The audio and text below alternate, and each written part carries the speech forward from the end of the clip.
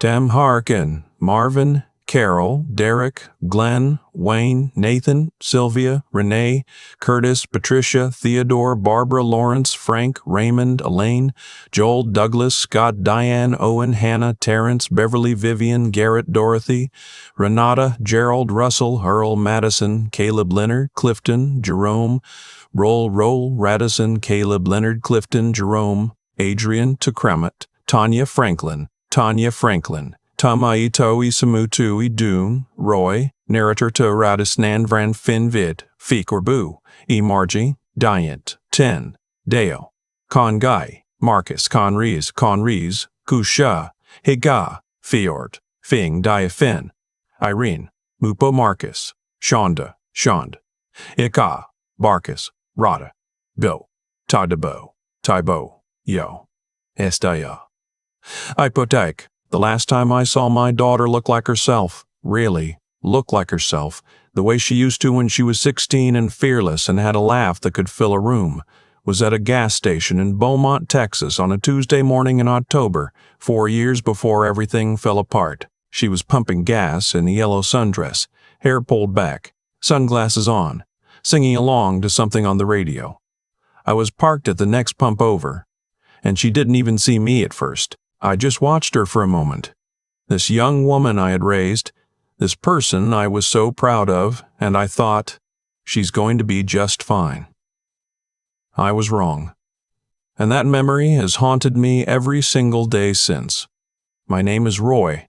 I'm 63 years old. I've spent 22 years working for the Harris County Sheriff's Department, the last 8 as a senior investigator before my knees gave out, and a doctor told me I needed 2 surgeries and a complete change of pace. I took early retirement, moved into a small house on the east side of Beaumont, started growing tomatoes in the backyard. I thought that was going to be my life. Quiet, slow, earned. Then my daughter called me from a hospital bathroom, whispering so low I could barely hear her. She didn't say hello. She didn't say she was scared.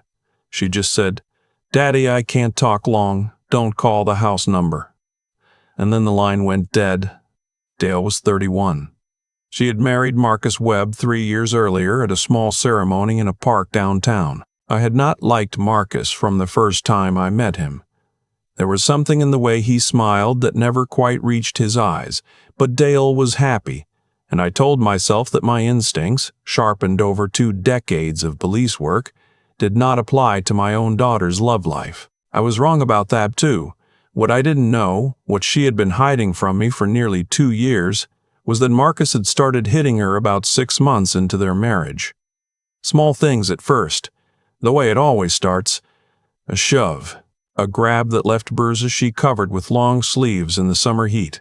Then it escalated, the way it always does, and Marcus didn't come alone. He came with his mother, Irene Webb, and his older sister, Shonda Webb Garrett, and together those 3 people had turned my daughter's house into a place where fear was the loudest thing in every room. When I called Dale back from a payphone, I still knew where to find one. She answered on the first ring. "They're going to discharge me tomorrow," she said, still whispering. "Irene and Shonda are staying at the house. They've been there all week. Where's Lily?" A pause. "With them, Lily, my granddaughter, 4 years old, with Dale's same dark eyes and a gap between her front teeth and a habit of carrying her stuffed rabbit everywhere she went." I had not seen her in 6 weeks. Marcus had started finding reasons to cancel my visits. "Tell me what happened," I said. She told me, all of it. The hospital trip was because Marcus had shoved her into a door frame hard enough to fracture 2 ribs. She had told the ER staff she fell down the stairs. She had lied for him. Again, the doctor had written it up as an accident, but one of the nurses, God bless that woman, had quietly slipped Dale a card for a domestic violence hotline and whispered, "You don't have to protect him." Dale hadn't called the hotline. She'd called me. I asked her if Marcus knew she'd called. She said no. I asked her if Lily was physically safe right now, tonight. She said she thought so. Irene had never hit Lily, not yet, but she talked to her like she was nothing, like she was furniture that took up too much space. I told Dale I loved her. I told her to get some rest. I told her I was going to figure something out. Then I hung up the phone and sat in my truck in the parking lot of a closed dry cleaners on College Street, and I let myself feel everything I was feeling for exactly 4 minutes. Rage, guilt, grief, the particular helplessness of a man who spent his whole career protecting strangers and failed to protect his own child. 4 minutes. Then I put it away and started thinking like an investigator. Here was the problem. I could drive to that house right now. I had done enough in my career to know exactly what would happen if I did. Marcus would call the police, claim I was the aggressor, and with Irene and Shonda as witnesses, my word against 3 people would land me in a holding cell by morning. Dale, scared and conditioned to protect the people hurting her, might not even speak up. And then I'd be out of the picture. Lily would still be in that house, and things would get worse. The law was not going to move fast enough. I had watched it fail people my whole career. Orders of protection that were ignored. Reports that were filed and forgotten. Women who called 911 and were dead before the officers arrived.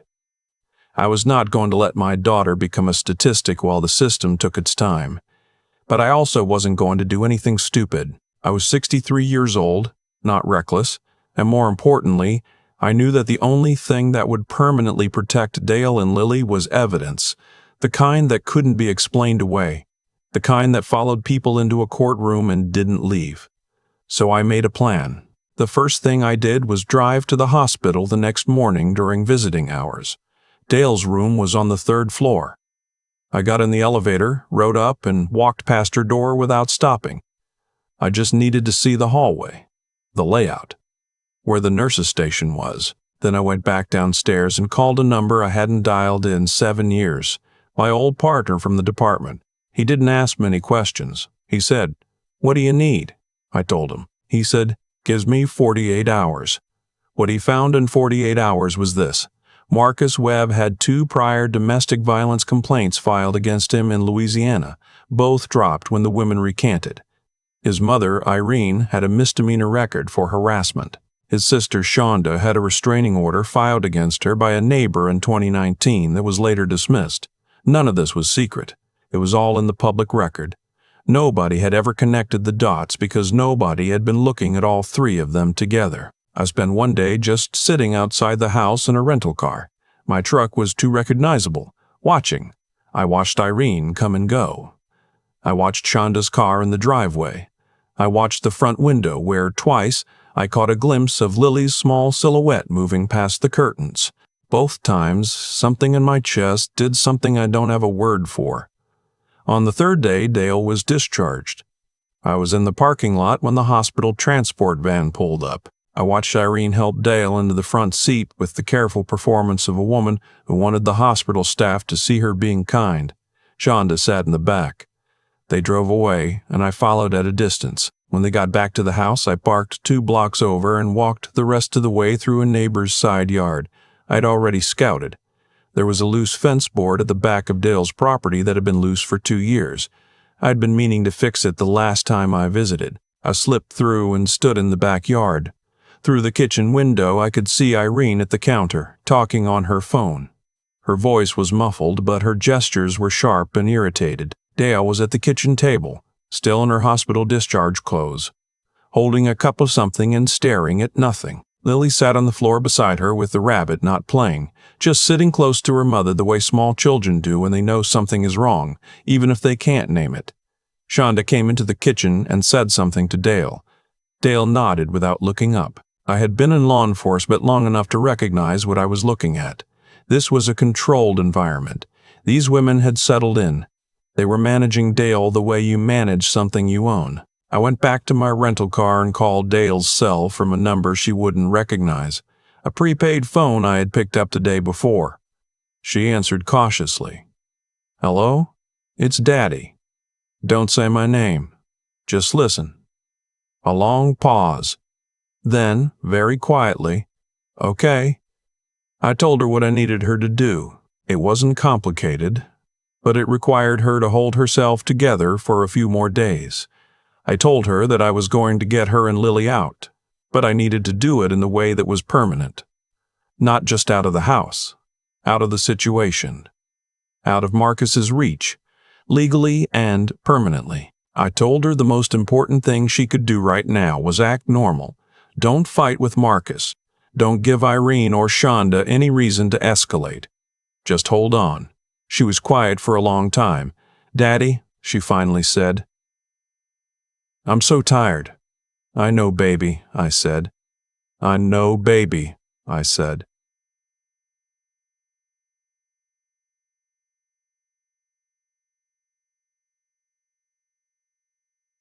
I know. 4 more days. I spent those 4 days doing 3 things. First, I contacted a family law attorney in Beaumont, a woman I'd worked with years ago on a custody case, and began the process of emergency protective order documentation, getting everything in order so that when the time came, we could move fast. Second, I had my old partner quietly pull everything he could find on Marcus's finances. What he found was interesting. Marcus had been skimming money from Dale's paycheck. She worked remotely as a medical billing specialist by controlling her bank account access. That was a separate crime. We documented it. Third, I set up 2 small recording devices, both legal under Texas's one-party consent law since I was planning to be in the conversations myself. One was a small clip-on recorder no bigger than a button. The other was on my phone. On the 4th day, I called Marcus directly from my personal number. He answered on the second ring, sounding surprised and a little careful. "Roy." "Marcus," I said. "I'd like to come by and visit with Dale and Lily. I heard Dale wasn't feeling well. I just want to check on my family."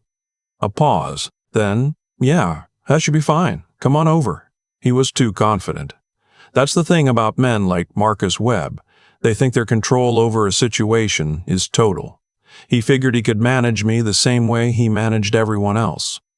Let the old man come, put on a show, send him home reassured. I arrived at the house at 2 in the afternoon on a Wednesday. Marcus answered the door himself, smiling the smile that didn't reach his eyes. He was 34, broad-shouldered, wearing a clean shirt and good shoes. He wanted to make an impression. Irene was seated in the living room like a queen holding court. Shonda leaned against the hallway wall with her arms crossed. Dale came out of the bedroom. She looked thin.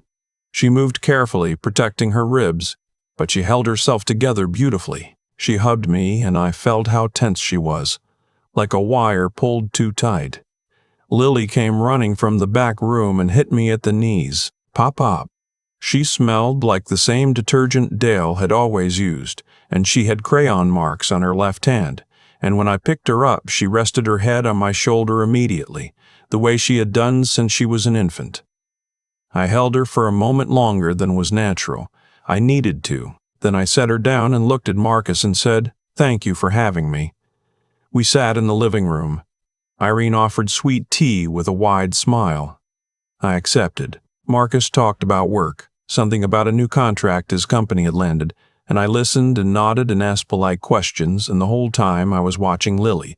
She sat on the floor near Dale's feet and didn't speak much. When Shonda's son, a stocky 8-year-old named Brandon, who had apparently been staying at the house all week, walked through the room and knocked Lily's rabbit off the coffee table without stopping, Lily didn't say anything. She just quietly climbed down and picked it up herself. That one small thing. A 4-year-old who has stopped expecting people to help her. "How's Lily been this week?" I asked, keeping my voice easy. "Oh, she's been wonderful," Irene said.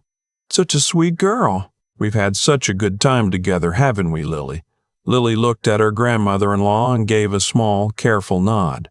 "Brandon's been great company for her," Shonda added. "They've been playing all week." Dale looked at her hands.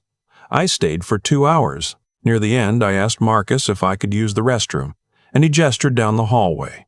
On my way back, I paused outside the guest room where Irene and Shonda had been sleeping. The door was ajar. I didn't go in. I didn't need to. I just noted the layout. Before I left, I hugged Dale again and said goodbye to Lily. Then I shook Marcus's hand and said, "You've got a beautiful family, son. You take care of them." He looked me right in the eye. Always do, he said. On the drive back, I called the attorney. I told her we were ready to move. She said she needed one more piece for the emergency protective order, a witness account, ideally from someone other than Dale who had observed the household conditions. I told her I'd have it by Friday. Thursday morning, I knocked on the door of Dale's next-door neighbor, a retired schoolteacher named Agnes, who had lived on that street for 30 years. I had spoken to her briefly once before when I was helping Dale move in. She remembered me. I asked if we could talk. We sat at her kitchen table for an hour and a half. Agnes had seen things. She had heard things through shared walls that had troubled her deeply. She had never called anyone because she wasn't sure what she'd seen was enough, and she didn't want to make things worse for Dale if she was wrong. I told her it was enough. I asked if she'd be willing to put it in writing. She said yes immediately, like she'd been waiting for someone to ask. Friday morning, the attorney filed for the emergency protective order. That same afternoon, Marcus's phone must have buzzed with the notification because he called Dale 3 times in 20 minutes. I was sitting outside the house in the rental car when I saw his truck pull up fast, tires loud on the quiet street. He got out already talking loud before he even reached the front door. I gave it 60 seconds. Then I called 911 and reported a disturbance at the address, identified myself as a former law enforcement officer, and gave them the case number for the protective order filing. I walked up to the front door and knocked. Irene opened it. Behind her, I could hear Marcus's voice raised in the kitchen and Dale's voice, quiet, controlled, not backing down. Something had shifted in her. I don't know if it was the protective order, or knowing I was outside, or 4 years of accumulated rage finally finding its footing. But she was not whispering anymore. I want you out of my house, she was saying. This is my house. My name is on the lease. I want you to take your mother and your sister, and I want all of you out. Irene tried to close the door on me. I put my hand on the frame and said quietly, Irene, the police are on their way. I'd suggest everyone take a breath. Shonda appeared behind her mother. You can't just walk in here. I'm not walking in, I said. I'm standing on my daughter's front porch. There's a difference.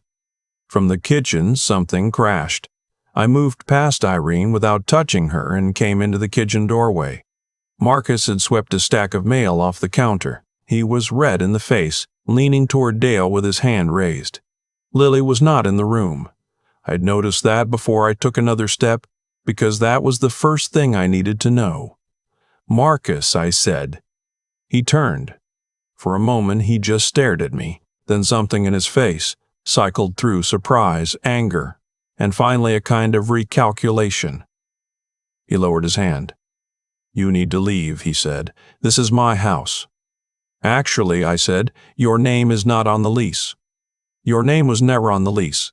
Your wife's name is on the lease. Your wife's name is on the lease. I've spoken to the property management company, and there is currently a protective order being processed that requires you to vacate this property. His jaw tightened. That order isn't finalized. No, I agreed. But the 2 officers who are going to be here in about 3 minutes are going to want to talk to everyone present, including your mother and your sister, about the environment this child has been living in. Irene moved into the kitchen doorway behind me. Her voice was different now, less honey, more stone. You don't know what you're talking about. You're a retired man who's been out of the picture. You have no idea what goes on in this family. I turned to look at her. I know about the complaint filed in Caddo Parish in 2018, I said quietly, and the one in Bossier City in 2020. And I know that a neighbor named Agnes has written a 12-page statement about what she's heard through that wall over the past 2 years. And I know that Marcus has been withdrawing money from a joint account he was never authorized to use as a primary account holder. The kitchen got very quiet. Shonda's hand went to her phone. I wouldn't call Marcus a lawyer just yet, I said. I'd call one for yourself first. The 2 officers arrived 4 minutes later. I met them on the front walk. One of them recognized me. He'd been a patrol officer when I was finishing up my career, and we'd worked one case together years back. I briefed them on the situation calmly and professionally.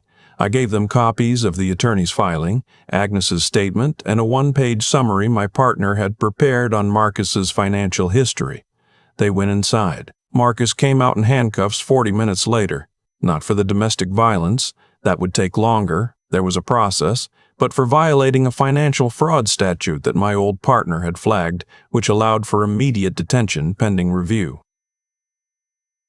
It wasn't the charge I wanted, but it was the one that worked that day.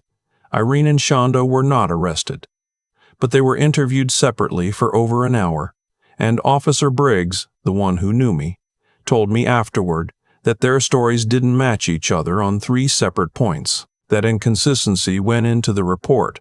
They left the house that evening with 2 suitcases and did not come back. Dale stood at the window and watched their car pull away. She didn't say anything for a long time. Lily was on the couch behind us, asleep with her rabbit, worn out from a day that had been too loud and confusing for a 4-year-old to fully process. "Is it over?" Dale asked. She didn't look at me when she said it. She was still looking at the empty street where Irene's car had been. "The hardest part is," I said. She turned around and finally looked at me. Her eyes were dry. She'd done her crying earlier, I think, before I arrived in some private moment I wasn't there for. "I kept telling myself I was protecting Lily," she said. "By staying, by not making it worse. I thought if I just kept things calm enough." "I know," I said. "I wasn't protecting her." Her voice broke on the last word just slightly, like a hairline crack in something that had been holding too much weight for too long. I crossed the kitchen and put my arms around my daughter. She was stiff at first. She'd been bracing herself for so long, she'd almost forgotten what it felt like when no one was about to swing. And then she wasn't stiff anymore. She just leaned into me the way she used to when she was small and something had scared her, and she knew that I was the person between her and whatever it was. We stood there in her kitchen for a while. The refrigerator hummed. Lily breathed softly on the couch. Outside, a dog was barking somewhere down the street. Marcus pled guilty to the financial fraud charge 4 months later and received 18 months of supervised probation with mandatory counseling and 0 contact with Dale or Lily. The domestic violence case took longer. These things always do.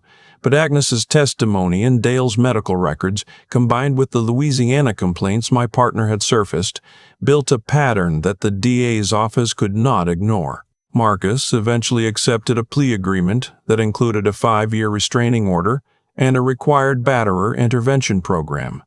He never came back to Beaumont. Irene and Shonda sent a letter through an attorney about 8 months later, attempting to establish grandparent visitation rights for Lily. The attorney Dale had hired responded with a document so thorough it took up 47 pages. We never heard from them again. Lily started pre-K that fall. On her first day, she wore a purple backpack almost as big as she was, and carried the rabbit in her left hand because she wasn't ready to leave it at home yet. Dale cried in the car on the way back. The good kind of crying. The kind that means something has been returned to you. I think about the version of myself that almost drove straight to that house the night Dale called me from the hospital bathroom. The version that would have shown up angry, without a plan, without the patience to build something that would actually hold. I understand that version of myself. I have never been a man who finds it easy to wait when someone I love is hurting. Every instinct I have says move, act, get between them and whatever's coming. But instinct isn't always the same as wisdom. I spent a long time confusing the two. What I learned, what this whole thing taught me, is that protecting your family isn't always about being the fastest or the loudest. Sometimes it's about being the most prepared. Sometimes the most powerful thing you can do is go home, sit down, make a list, and work the problem like you've been trained to work every other problem in your life. The people who prey on families like mine count on the fact that anger will make you sloppy. They count on the fact that love will make you reckless. They've been doing what they do for a long time, and they have learned how to use your emotion against you. Don't give it to them. I know there are people watching this right now who are in the position I was in. Your child called you from somewhere she shouldn't have to call from. Your brother showed up at your door, looking like something had hollowed him out. Your mother keeps making excuses for someone who has no business being in her life, and everything in you is screaming to go in there and end it right now. I am not telling you not to act. I am telling you to act smart. Document everything.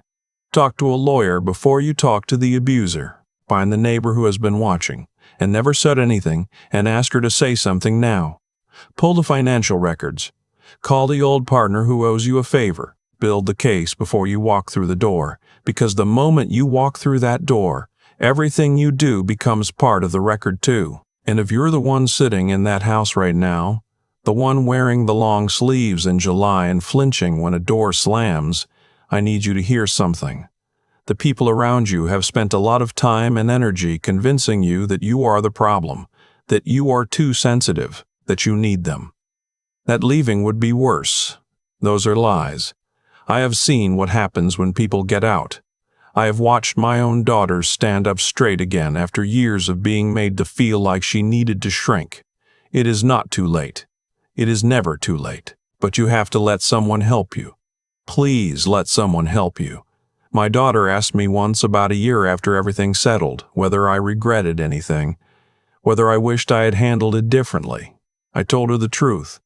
I wished I had seen the signs earlier. I wish I had pushed harder when she first told me Marcus was kind of controlling, and I had filed it away as a normal rough patch. I wish I had trusted my instincts about that smile the first time I met him at a cookout in their backyard, when Lily was barely 2 years old and still unsteady on her feet, and he smiled at something I said while his eyes stayed completely flat. But I don't regret how I handled it when I finally understood what I was dealing with. I did it right. I was careful and I was patient, and I thought about Lily first, and because of that, Lily is in first grade now, and her teacher says she's reading above grade level, and she finally left the rabbit at home last month without crying. That's what it was all for. If this story made you think about someone in your own life, someone who might be hiding something behind long sleeves or careful silences or excuses that never quite add up, please share it. Don't wait until they call you from a hospital bathroom to start paying attention. And leave a comment and tell me where you're listening from. This community means more to me than I can say. We will see you next time here on Voices of Uncle Marvin. I've been thinking about the moment I almost got it wrong. That night in the parking lot of a closed dry cleaners on College Street, sitting in my truck with my phone in my hand and my jaw tight, and every part of me wanting to drive straight to that house and put myself between my daughter and the people hurting her. I know what that version of the story looks like. I've seen it play out 100 times in 22 years of law enforcement. The father who shows up furious. The confrontation that gives the abuser exactly the ammunition he needs. The arrest that removes the one person the family was counting on. The case that falls apart because emotion moved faster than evidence. I didn't want to be that story. So I made myself sit there until the feeling passed enough that I could think. What Marcus counted on was that love makes people reckless. He had been operating inside that assumption for years. That Dale's love for him would keep her silent. That my love for Dale would make me stupid if I ever found out. That's the calculation people like him make. They are not entirely wrong about human nature. Love does make you want to act immediately. It does make patience feel like abandonment. He just miscalculated one thing. I had spent the better part of my adult life learning to work under exactly that kind of pressure. What happened to Marcus and Irene and Shonda was not luck. It was the direct result of what they had chosen to build. They had spent years constructing a system designed to keep Dale isolated, dependent, and afraid. And that same system, the control, the financial manipulation, the witnesses who all told the same coached story, became the very thing that documented their guilt once someone started looking. The records they thought were buried were public. The neighbor they ignored had been watching for 2 years. The account they drained had a paper trail going back 18 months. They'd built the evidence against themselves. I just organized it. That's what I mean when I say what you do has a way of coming back to you, not in some vague, poetic sense. In a very practical, legal, documented sense. The choices Marcus made created the exact conditions that ended his marriage, his finances, and his freedom to walk back into that house. He authored his own consequence. I just made sure it was properly addressed. What I want to leave with you is this. Resilience is not loudness. It is not the first response or the biggest reaction. Real resilience is the ability to absorb an enormous amount of pain, stay clear-headed, and make decisions that protect the people you love in ways that will actually hold. Dale showed more of that than I did, honestly. She survived years of conditions I can barely stand to describe, and she made one phone call at exactly the right moment, and she held herself together for 4 more days while I worked. That is not weakness. That is a kind of strength that most people will never be tested enough to discover in themselves. And if you are in that house right now, if you are Dale, not me, please hear me. Your silence is not keeping anyone safe. Your endurance is not protecting your children. I know the fear that makes it feel like staying is the responsible choice. I have watched good people stay in terrible situations because leaving felt more dangerous than the known pain of remaining. But evidence can be built. Plans can be made. There are people, attorneys, advocates, neighbors, retired investigators with nothing left to lose, who will help you if you let them. You just have to make the call. Dale made hers from a hospital bathroom at 11 o'clock on a Tuesday night, and that one phone call changed everything. Tell me in the comments where you're listening from tonight. And if this story reached someone who needed it, please pass it on.